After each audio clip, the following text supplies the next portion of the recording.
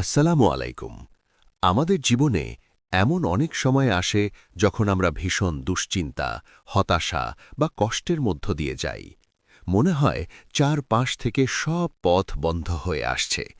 ঠিক এমন এক কঠিন সময়ে মহান আল্লাহ তাআলা আমাদের প্রিয় নবী হজরত মুহাম্মদ সাল্লাল্লাহু আলাইহি ওয়াসাল্লামকে সান্ত্বনা দিতে নাজিল করেছিলেন পবিত্র কোরআনের ৯৪তম সূরা, সূরা আল ইনশিরা বা সূরা আলাম নাশিরা।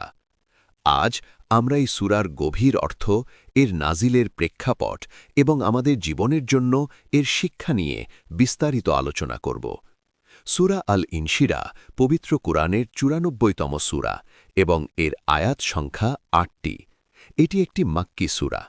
মুফাসসিরগণের মতে এই সূরাটি ঠিক সূরা আদ-দোহার পরেই নাজিল হয়েছিল। নবুয়াতের শুরুর দিকে যখন রসূল সাল্লাল্লাহু আলাইহি ওয়াসাল্লাম ইসলামের দাওয়াত দেওয়া শুরু করেন, তখন মক্কার সমাজ তার বিরুদ্ধে দাঁড়িয়ে যায়।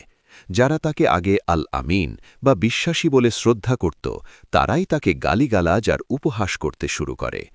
এই মানসিক চাপ আর একাকিত্বের সময়ে নবীজিকে সাহস দিতে আল্লাহ এই সূরাটি উপহার দেন। এই সূরার প্রথম অংশে আল্লাহ তাআলা নবীজিকে প্রদত্ত ৩টি বড় নেয়ামতের কথা স্মরণ করিয়ে দিয়েছেন। প্রথম নেয়ামত, বক্ষস্থল প্রসারিতকরণ। আল্লাহ বলেন, আমি কি তোমার বক্ষদেশকে প্রসারিত করে দেইনি?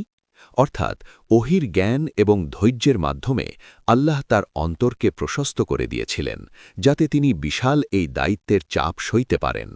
দ্বিতীয় নেয়ামত, বোঝা লাঘব করা।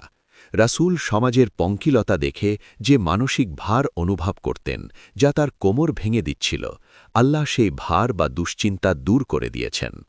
তৃতীয় নেয়ামত, মর্যাদা বৃদ্ধি। আল্লাহ বলেন, আমি তোমার স্মৃতিকে উচ্চ মর্যাদায় তুলে ধরেছি। আজ পৃথিবীর প্রতিটি প্রান্তে আজান, ইকামাত এবং নামাজে আল্লাহর নামের পাশাপাশি রাসূল সাল্লাল্লাহু আলাইহি ওয়াসাল্লামের নাম সম্মানের সাথে উচ্চারিত হয়। এই সূরার সবচেয়ে শক্তিশালী ও জনপ্রিয় আয়াত হল ৫ ও ৬ নম্বর আয়াত।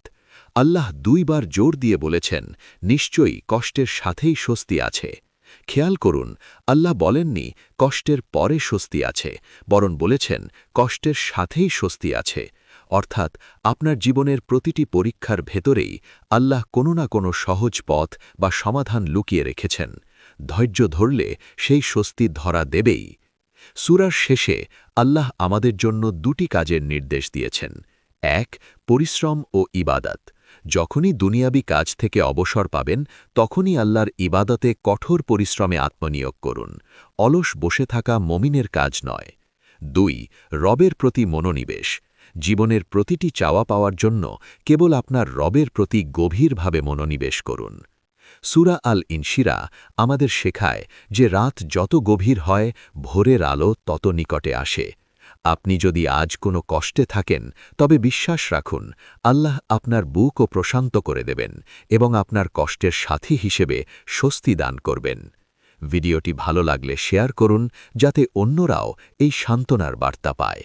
পরবর্তী ভিডিওতে কোন সূরার তাফসীর দেখতে চান, কমেন্টে জানান। জাযাকাল্লাহু খাইরান। আসসালামু আলাইকুম।